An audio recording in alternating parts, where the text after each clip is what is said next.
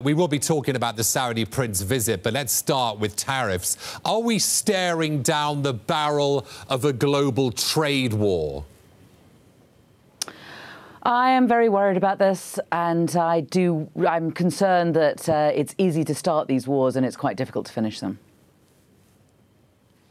Is this the time, then, for the UK to be going it alone post-Brexit, trying to forge individual trade treaties with countries like the United States? Might not this be the best time to go it alone and forge that path?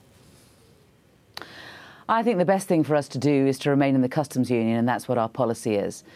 People overlook the fact that if we leave the customs union, then we have to renegotiate all the different customs deals that have been done between the European Union and the rest of the world. So not only will we be leaving the European Union, but suddenly we will need to be negotiating all these different trade deals at a very difficult time. Yeah, when it comes to the customs union, clearly the Labour Party has sought to put a gap between it and the Conservative Party, and there's certainly an opportunity to disrupt the process when that amendment is put forward to the trade bill. Do you see that as a big opportunity to disrupt the government and possibly even throw a spanner in the works when it comes to Theresa May's administration? Our approach is one whereby we're trying to look after the interests of Britain. We have said throughout these negotiations that our number one priority ought to be jobs and job security, growth and the economy in the UK. And anything that we do should be measured against that. And the red lines that the Prime Minister has put down have been things that have been contrary to Britain's interests, it seems to us. And that is why we have said that there needs to be an interim arrangement where the status quo pertains, but that also we have to, if we're looking after the economy, if we're trying to ensure that we protect peace in Northern Ireland, that we need to have a soft border there. And we can see no other way of proceeding than to remain in the customs union or a customs union with the European Union. One of the more interesting articles on the Bloomberg today is the possibility of expanding Article 50, pushing back the deadline to give MPs, to give the country more time to decide whether or not the ultimate trade deal struck between the UK and the EU is a good one. Do you see that actually happening? Is it possible that Article 50 could be pushed back, the deadline? Well, let's put it this way. We've had 21 months and the Conservative Party are still fighting amongst themselves about what sort of deal they want to get. What have they actually achieved? They've achieved so little. We have lots and lots of speeches talking in general terms about general policies and general approaches, etc. Whenever I meet anybody from the European Union, they always ask me, what does the government want? And I have to say, I'm not able to help because they are extremely unclear about what it is that they want to do. Now, time is running out. We are supposed to be leaving the European Union. We need to get a divorce. But clearly we're not going to be able to agree everything, which is why we need to have an interim period, which the British Labour Party have said that we should have. And now we think, at least, the government is agreeing to. So during that interim period, we would need to negotiate what the final deal will be. Let's talk about Saudi Arabia. Crown Prince Mohammed bin Salman arrives in London today.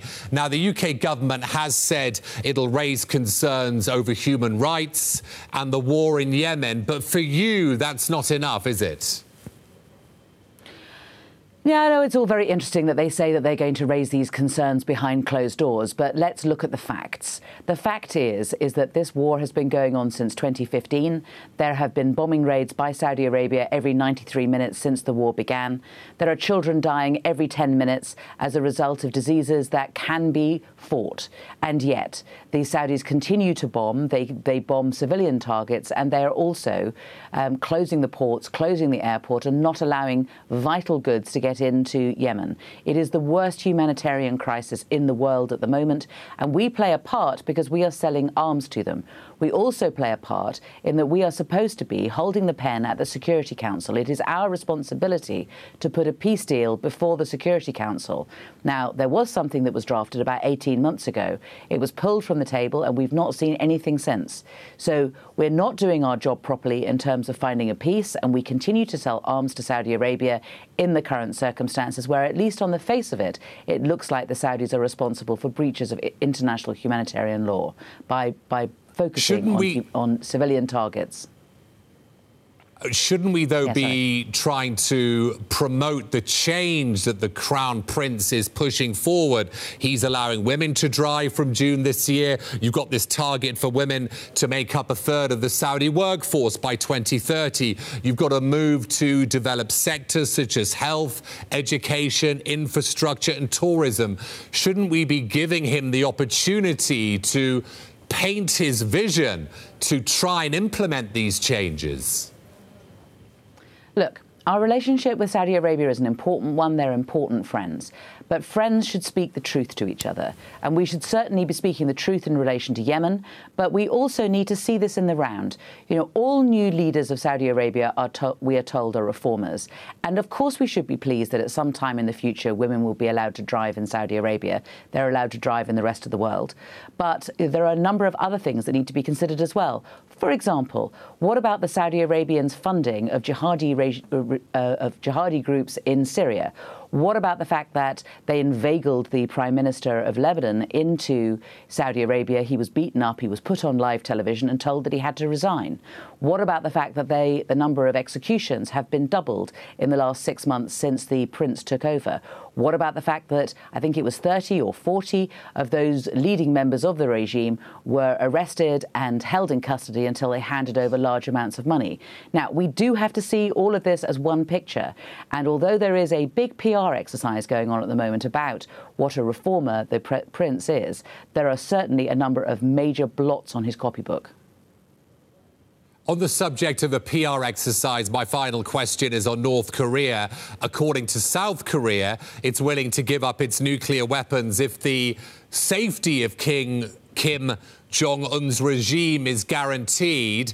Is this just further bluster from the North Korean regime? Can we take this seriously? I think that we need to welcome any forward movement on this. In the end, there is, again, like with so many of these conflicts, there is no military solution.